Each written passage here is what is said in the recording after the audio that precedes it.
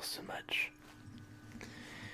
Bonsoir à tous, c'est God ASMR et aujourd'hui on se retrouve pour un nouveau débrief du match entre le Stade Brestois et le LOSC. Victoire 2-0 des Brestois dans un match, un match, on va appeler ça comme ça, qui a été une vraie purge, on va pas se le cacher, honnêtement ça a été un désastre complet ce match, ça a été une véritable blague de la part des Lillois. Alors, je tiens juste à préciser quelque chose, c'est que j'ai vu pas mal de commentaires, donc là je suis du coup, bon, je tourne la vidéo juste après mon visionnage du match. Je vois beaucoup de gens crier au scandale en mode ouais, la Ligue des Champions c'est terminé, on est sorti, c'est bon, on la jouera pas l'année prochaine. Mais les gars, je vous rappelle que Nice a perdu face à Rennes 2-0, que Strasbourg a perdu face à Angers 2-1 et que Lyon a perdu face à Monaco 2-0. Et en ce moment, à l'heure où je tourne, il y a encore Le Havre-Marseille. En fait, le match a été interrompu, ce qui fait que je ne connais pas le score en ce moment. Je sais juste qu'il y a un partout entre les deux équipes, donc ça peut encore se jouer. Donc, je ne remets pas en doute la possibilité d'aller en Ligue des Champions l'année prochaine. Au vu des résultats des matchs, et heureusement, c'est ce qui nous sauve. Parce que là, clairement, les Lillois, vous étiez complètement à côté de la plaque. Ça a été un match tellement, mais tellement en dessous de ce qu'on a l'habitude de voir. C'est-à-dire que là, j'ai vu tous les points faibles du LOSC dans un match pendant 90 minutes. C'est-à-dire que j'ai vu 11 joueurs qui avaient aucune précision, il y avait de l'imprécision dans n'importe quelle passe, n'importe quel geste technique qui était tenté. Il y avait un souci de cohésion, donc certaines passes qui étaient mal faites avec des joueurs qui ne suivaient pas le bon rythme, etc. Aucune envie d'aller vers l'avant, aucune frappe cadrée, des frappes cadrées qui sont censées être cadrées mais qui sont à côté, des mauvaises relances. Voilà, il y a vraiment tout ce qu'il ne faut pas faire, ils l'ont fait, si on veut résumer la chose. Je note quand même, parce que je l'ai mis dans la miniature et je pense qu'il le mérite, c'est Ismaili qui a été assez bon, je trouve, du côté lillois. Il a apporté un peu de piquant à l'attaque en provoquant un peu la défense brestoise. Je l'ai remarqué ça, du coup, voilà, c'est pour ça que je l'ai mis. Sur la miniature, il y a Ben Taleb qui globalement a fait un mauvais match, faut le dire, mais qui a eu quand même quelques passes, parce qu'on sait que Ben Taleb est vraiment un très bon passeur de balles, et il a fait quand même 2-3 belles passes, j'ai remarqué dans le match. Mais honnêtement, à part ces deux joueurs-là, Non, non, c'est zéro. Vraiment, c'est catastrophe. Le milieu de terrain, Moukao, Bentaleb, ça ne marche pas. Ça ne marche pas. Moukao qui a fait quelques moments un bon truc, mais ça a été globalement une catastrophe. En fait, pour ce match-là, faut noter que Benjamin André et Diakité étaient suspendus. Donc, c'est-à-dire un milieu de terrain, un défenseur, qui sont quand même des piliers de notre 11 type, en fait. Et donc là, Genesio a dû mettre en place une autre stratégie avec d'autres joueurs. Mais on sent que le milieu de terrain, c'est pas la même chose sans Benjamin André. Chevalier, écoutez, malheureusement, il s'en prend deux. Donc il fait un mauvais match, faut le dire. Le premier but, il ne peut pas faire grand chose. C'est une tête de Ludovic Ajorc qui finit dans le petit filet, donc il ne peut rien faire de plus. Et le deuxième but, malheureusement, c'est à cause de la défense centrale qui est complètement à l'ouest. D'ailleurs, on va en reparler juste après. Une défense qui est complètement inexistante face à une attaque de Brest qui était tellement sur un nuage en fait. Ils étaient sur un nuage, les Brestois. Ils se baladent dans le terrain, ils ont le ballon dans les pieds. Les Lillois qui avancent, mais qui vont jamais mettre leurs pieds, qui vont à peine effleurer les Brestois, qui vont tomber par terre. L'arbitre va siffler faute, évidemment, toujours. Enfin, je sais pas, il y a eu un. Voilà. Concernant la défense, donc il y avait Ismaili sur le côté gauche qui a fait un bon match dans l'ensemble. On a Alexandro et Aïssa Mandi en défense centrale, ça je n'en peux plus, ça dégage vraiment. Aïssa Mandi, tu dois dégager de la défense centrale, tu n'es pas bon, tu n'es pas bon du tout en défense centrale. Et on sent que Alexandro est perdu sans Diakité. Il y a vraiment un manque d'entente entre les deux et ça se ressent directement sur le terrain. Alexandro et Samandi, non, ça ne fonctionne pas. Il n'y a que Alexandro et Diakité que ça fonctionne. Et j'ai l'impression que Alexandro dépend beaucoup de Diakité pour faire un bon match. En défense centrale, évidemment. Défenseur droit, on avait Thomas Meunier. Bah, Thomas Meunier, dans l'ensemble, ça a été mauvais. Hein. Ça a été mauvais. Il y a pas mal d'imprécisions, d'erreurs qui auraient pu être évitées. Il y a quand même des tentatives qui sont faites, mais rien de plus, hein, malheureusement. Donc le milieu défensif, Bentaleb, Mukao, c'était moyen aussi, hein, ça n'a pas été bon hein, dans l'ensemble. Le milieu offensif, on a eu Mathias Fernandez Pardo, Haraldson et Mitchell Baker. Mitchell Baker, ça a été une cata. Vraiment, c'est un des pires joueurs sur le terrain du côté lillois. Ça a été vraiment une purge, faut le dire. Entre ses mauvaises passes, ses mauvais choix, c'est... Non, non, ça n'a pas été bon. Fernandez Pardo, beaucoup d'erreurs aussi. Hein. Il a tenté des accélérations comme il aime bien faire, mais ça n'a pas fonctionné hein, malheureusement. Des fautes qui auraient pu être évitables également hein, de Fernandez Pardo. Haraldson, on l'a pas énormément vu. Il y a eu quelques petits trucs, mais sans plus. J'ai rien noté de spectaculaire. Entre temps, on a eu Rémi Cabella qui est rentré, Choubak, Pomme, on a eu. Qui d'autre est rentré Gudmundsson aussi. Voilà, il y a fait Osam et Sarawi aussi qui est rentré. Il y a eu 4-5 changements. Ça n'a rien changé, hein, clairement. J'ai pas envie de passer 25 ans sur les joueurs, ça n'a rien changé, hein, ça n'a strictement rien changé. Hein, voilà. Et je voulais rester sur Jonathan David. Je me demande si c'est pas une bonne nouvelle qu'il parte quand même de Lille en ce moment. Clairement, je pense que on doit aller chercher ailleurs. Et David, je pense que tu as fait ton boulot à Lille. Et maintenant, c'est bon, t'as fait ton maximum. Mais là, au bout d'un moment, il faut arrêter de se foutre de notre gueule. T'as eu quand même deux trois occasions où t'avais clairement l'opportunité de au moins cadrer ta frappe. Je dis pas de la mettre au fond, mais au moins de cadrer ta frappe. Mais j'ai l'impression que chaque tir, en fait, tu t'en fous complètement. Tu t'en fous complètement. C'est-à-dire que tu as le ballon dans les pieds, tu esquives un peu les défenseurs, normal quoi. Mais quand t'es devant le but, je sais pas, tu balances le ballon, on dirait en touche ou en corner. J'ai pas l'impression que tu tires en fait dans le ballon. J'ai rien compris. Et ouais, non, franchement, ça a été une purge. En fait, c'est surtout la deuxième mi-temps qui a été une purge. Parce qu'on n'a rien eu. Il n'y a eu aucune occasion des Lillois en deuxième période. En première période, ça a été 15 minutes brestoises vraiment dominantes, les 15 premières. Après, on a eu une petite remontée lilloise pendant 10-15 minutes avec notamment Ismaili qui a eu une très belle occasion qui aurait pu aller au fond, hein, malheureusement.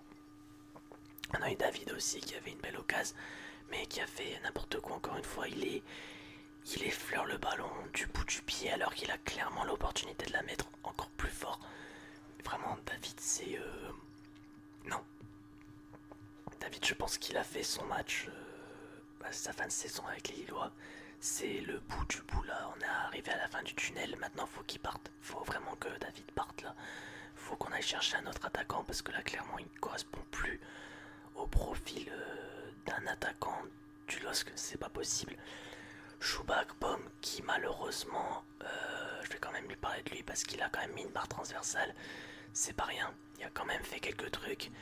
Mais Choubak, Pomme, c'est pas encore assez, malheureusement, c'est toujours pas assez.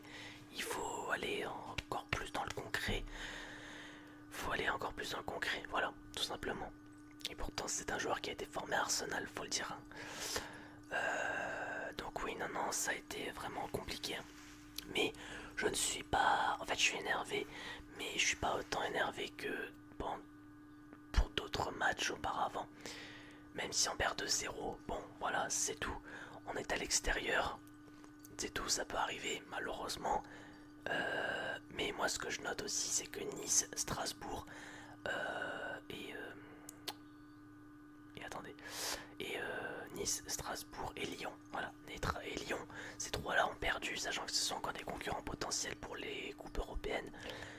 Actuellement on est 5ème de Ligue 1, et avant le match contre Brest on était 5ème, donc on n'a pas bougé.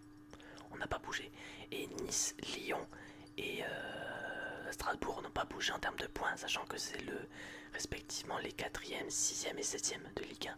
Donc c'est ceux vraiment qui sont voisins quoi, dans notre classement. Monaco est sûr d'aller en Coupe européenne parce qu'ils ont gagné contre Lyon, ils sont à 61 points, ils sont 2e actuellement. Euh, Sauf si Marseille gagne en ce moment parce que j'ai pas le score donc je peux pas vous dire, mais si Marseille gagne contre le Havre, je pense que Marseille repasse 2ème et que Monaco redevient 3ème. En revanche, là, si Marseille gagne contre le Havre, on va avoir vraiment un sprint de finale qui va être horrible entre Strasbourg, Nice et Lille pour la 4ème place. Ça va être vraiment la douche froide pour ceux qui vont finir 5ème et 6ème. Parce que là, vraiment, ça va être chaud. Ça va être très chaud. Alors après, Lyon peut toujours remonter devant Lille, je pense, et Strasbourg, parce qu'ils ont plus de différence de but par rapport à Strasbourg et Lille. Mais il faut espérer que Lille fasse au moins un match nul face à Reims le week-end prochain.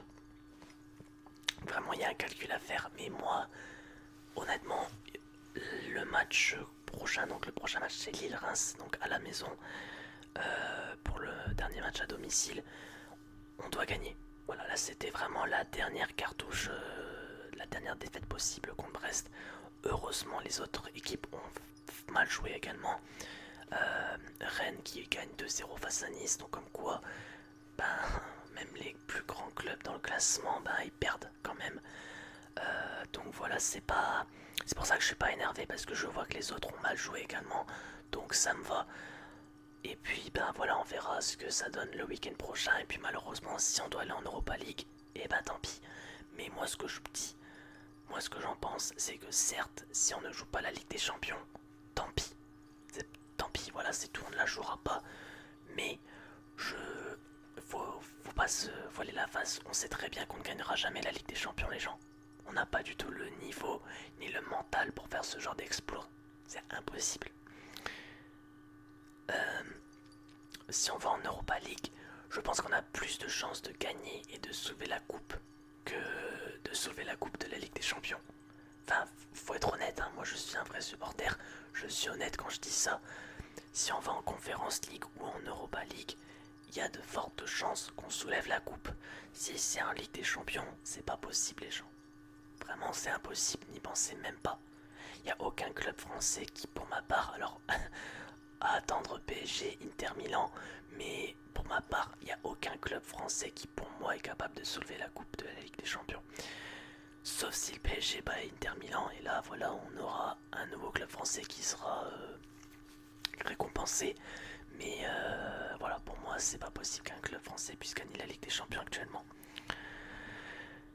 Donc voilà, je vais pas revenir sur le match des Lillois plus que ça, car il n'y a pas grand chose à résumer. Bravo aux Brestois qui ont été très forts, franchement ils ont fait un très bon match comparé aux Lillois. Ils étaient très cohérents dans leurs actions, des bonnes passes, des bons centres, ils ont eu des occasions, ils ont marqué, donc le résultat est totalement logique. Ils n'ont pas du tout volé le score, c'est totalement logique, on a mal joué et on mérite de perdre. Voilà, faut le dire, hein, clairement on mérite de perdre. Et donc voilà, je ne me fais pas plus de soucis que ça, je sais pas quoi dire de plus car là va falloir attendre le week-end prochain. J'ai décidé quand même de faire un débrief des 2 derniers matchs de Ligue 1 car j'ai été un peu absent ces derniers temps, vous avez pu remarquer pour les débriefs.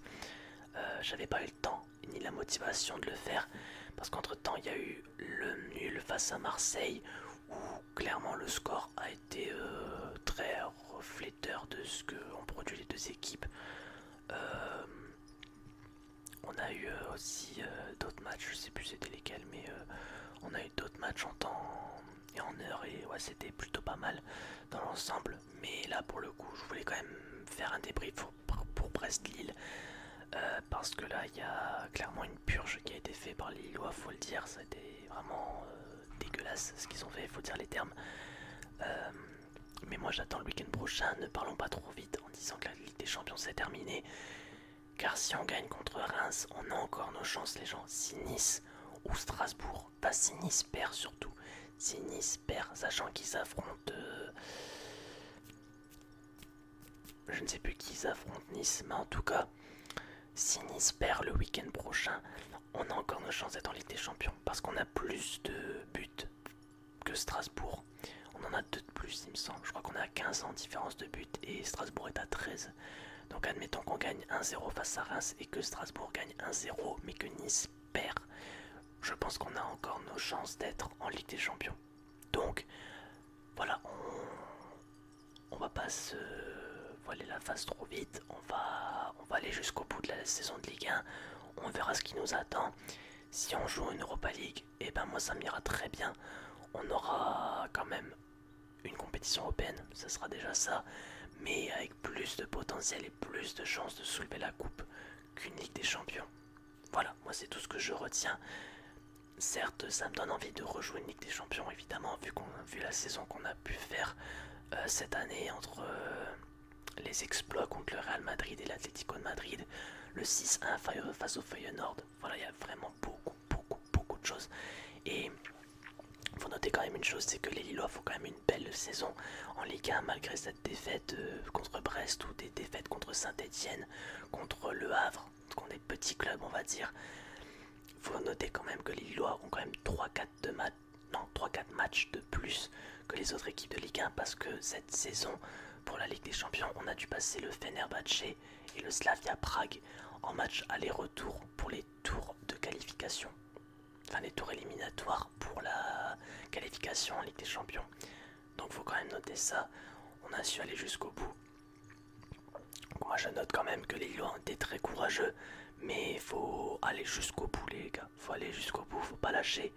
Faut rien lâcher, il reste un match. Il reste un match cette saison en Ligue 1. Après vous pourrez aller vous poser où vous voulez cet été. Mais remportez-nous ce match face à Reims. S'il vous plaît, on est à domicile, on est à la maison. Tous les supporters vont être là, c'est obligatoire. Donc vraiment ne nous décevez pas. Allez jusqu'au bout. Et puis voilà, on verra ce que ça donne. Mais moi en tout cas je crois en vous. Je crois en vous et j'espère vraiment qu'on pourra aller en Ligue des Champions l'année prochaine. Désolé pour la caméra. Vraiment j'espère vraiment qu'on va aller en Ligue des Champions l'année prochaine. Mais une Europa League me semble plus probable pour pouvoir aller encore plus loin, au moins en demi-finale, voire en finale d'Europa League, ça serait énorme.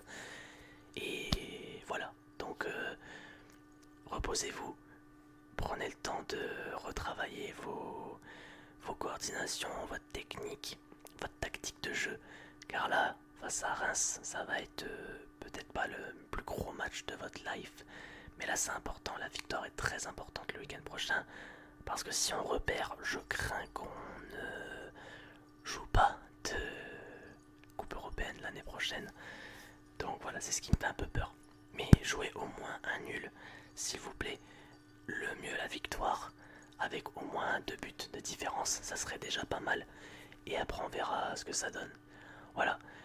Sur ce, allez les dogs. J'espère que ce débrief vous aura plu pour ceux qui l'auront vu. N'hésitez pas à lâcher un like, à vous abonner, vous connaissez. Et on se dit à la prochaine pour une nouvelle vidéo. Allez, ciao.